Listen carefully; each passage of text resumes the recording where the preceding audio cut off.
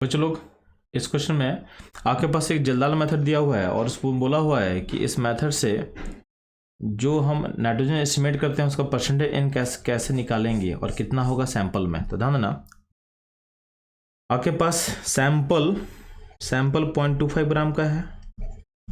Sample में जो भी नाइट्रोजन मौजूद होगा उसको हम कहाँ कन्वर्ट करते हैं, अमोनिया में। और इस अमोनिया को एस्टिमेट करने के लिए हम एसिड लेते हैं, तो यहाँ पे एसिड लिया हुआ H2SO4।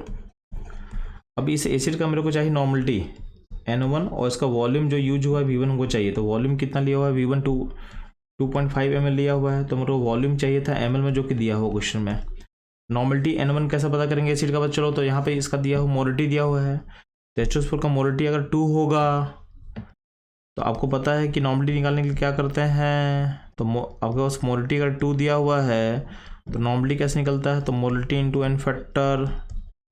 मोलिटी होता है 2, एन फैक्टर कितना होगा H2SO4 का 2, तो हो जाएगा नॉर्मलिटी 4 हो जाएगा। तो नॉर्मलिटी जो एसिड का होगा वो हो जाएगा 4। अब यहाँ पे अमोनिया प्लस एसिड बनेगा सॉल्ट, प्लस कुछ अमोनिया जो होगा वो अमोनिया तो सारा खत्म हो जाएगा, बट कुछ एसिड जो है अनयूज बच सकता है।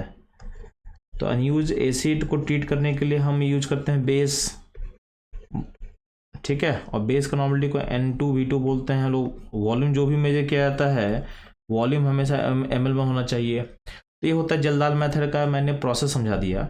अब जल्दाल मेथड का फॉर्मूला क्या होता है, तो फॉर्मूला होता है परसेंट निकालने का 1.4 N1V1 माइनस N2V2। N1V1 क्या होगा एसिड के लिए, N2V2 क्या होगा बेस के लिए, डिवाइडेड बाय सैंपल का वेट। ये होता परसेंट एन का फॉर्मूला।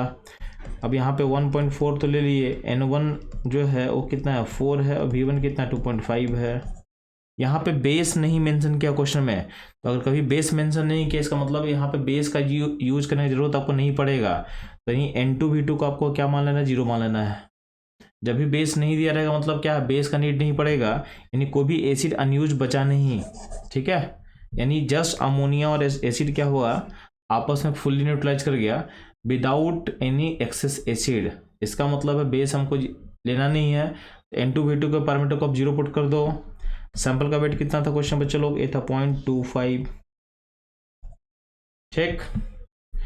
अब 0.25 है तो इसको क्वेश्चन का आंसर क्या होगा, तो ध्यान ना, ये जब कैंसिल करेगा तो 10 टाइम्स में कैंसिल कर लेगा। नीचे का 0.25 ऊपर का 2.5, 10 टाइम कैंसिल करें तो 1.4 इंटू 4 इंटू 10, ये हो जाएगा बच्चों लोग 14 इंटू 4।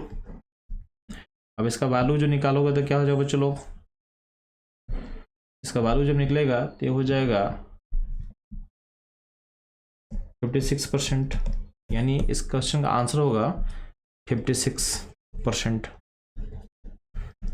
बच्चों लोग इस तरह के क्वेश्चन को समझने के लिए और उससे लिंक्ड कॉन्सेप्ट को भी सीखने के लिए हमारे साथ बने रहें। मिलते हैं हम लोग अगले क्वेश्चन में।